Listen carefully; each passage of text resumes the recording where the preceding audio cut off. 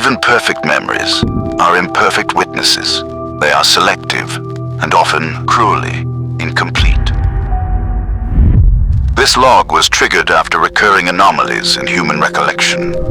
We found 7 irregularities. Not random, not accidental, but fractures in the human record. This may explain why the human mind forgets even the moments meant to be remembered. Log HX005 opening. Subject: memory. Chapter 1. Fragile record. Most people think of memory as a safe place to store the past. It isn't. It forgets details, rewrites moments, and occasionally invents entirely new ones. A friend shares laughter, an inside joke carried from years past. Later, a harsh exchange cuts through the bond. What endures is not the laughter, but the sting that followed. Memory tilts toward pain, as if the mind gives it extra weight. It does not only forget, it compensates. Gaps are too unsettling, so it patches them with stories that feel complete. Some remember their birthday as if it were yesterday. The laughter, the candlelight, the cake sharp and certain. But when the photo album appears, the details shift.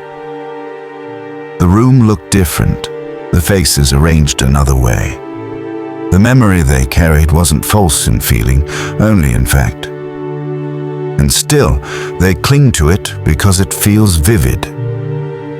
Each act of remembering is not retrieval, but revision. The memory is taken out, examined, and put back slightly altered. Over time, the sharp edges soften, the colors shift, like a document copied too many times. The version that survives drifts further from what once occurred. What is recalled today is not the same as what was recalled a decade ago, and so what remains is not the moment itself, but its most recent rewrite. And even that certainty will not hold. Faces blur, names slip, milestones soften into fragments. Illness only hastens the collapse, until even the memories sworn to be permanent turn strange, distant, almost unrecognizable, revealing that memory was never an archive, only a story, slowly erasing itself. Chapter 2. Survival Mechanism. The world pours in all at once. Sights, sounds, words, gestures, and most of it disappears before it even reaches awareness. The mind does not attempt to hold everything. It chooses what matters, what might be useful, what can guide the next step. Fragments of streets, snippets of conversation, fleeting shapes of objects, some persist, others vanish without trace. Over time, these scattered remnants are assembled into patterns, connected where they can be. Gaps smoothed over, contradictions ignored. Only the pieces necessary to act, orient, and survive are preserved. The record is incomplete, imperfect, stitched from fragments that remain useful. Memory is curated, not complete, a mechanism built for survival rather than truth. Chapter 3. Curse of Remembering. Humans spend their lives chasing memory, trying to capture every moment. Yet for some, memory chases them back, lingering too long, echoing too clearly, refusing to let go. Some remember every word, every glance, every small failure or slight, as if it happened just moments ago. Like walking inside a room that never empties, carrying their memories everywhere, unseen yet inescapable. For most, the mind edits the story of life, softening edges, blurring pain, and letting them forgive even themselves. Healing depends not on truth, but on subtle distortion, on forgetting just enough to survive. Without this mercy, even small disappointments would feel like insurmountable weight, every regret amplified, every error eternally vivid. Memory is not always a gift. Sometimes it is a burden, and the gentle eraser of forgetting is the quiet grace that allows humans to continue, to love, and to move forward. Chapter 4. Vanishing Self. To survive, they must forget. To exist, they have to remember, because memory is what roots humans to themselves. A first real achievement, a prize, a promotion, a recognition that once seemed impossible is not just a moment. It becomes proof. I am capable. I matter. I am someone. That proof lingers, shaping how they carry themselves, the choices they dare to make, the pride in their posture even years later. Shame works the same way, but in reverse. A failure, a betrayal, a harsh word remembered with perfect clarity. These anchor the self too. They mark the limits, the fears, the boundaries of who someone believes they are. Humans carry these memories like fragile monuments, delicate yet immovable. And the most subtle, persistent anchors often come from those they love. A parent's pride, a child's wonder, a sibling's quiet approval. These moments, small in the world, loom large in memory. They define the edges of the self because the self exists not only in isolation, but in relation to others. When those memories fade, so does the certainty of who they are. Memory is the quiet scaffolding of identity. It is not just recollection, it is existence. Remove it, and the self disappears. Chapter 5. Outsourced Memory. Humans feared forgetting, so they reached beyond themselves. Inventing paper, capturing photographs, recording sounds on tapes, each step a quiet attempt to extend the mind beyond its limits.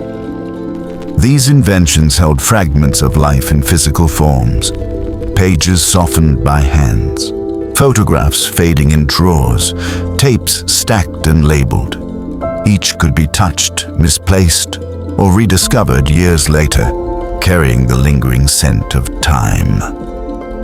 Later came early computers, storing fragments and circuits. Each invention stretched memory a little farther, a chain reaching toward permanence, a hope that what the mind could not hold might survive elsewhere. Now, memory lives inside circuits and servers, weightless, invisible, sustained only by current and connection.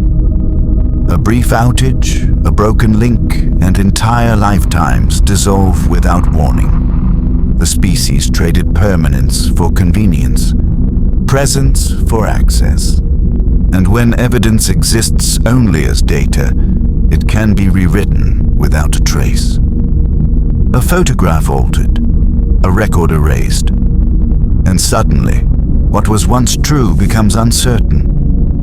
Memory, once fragile in the mind, now flickers in the digital realm.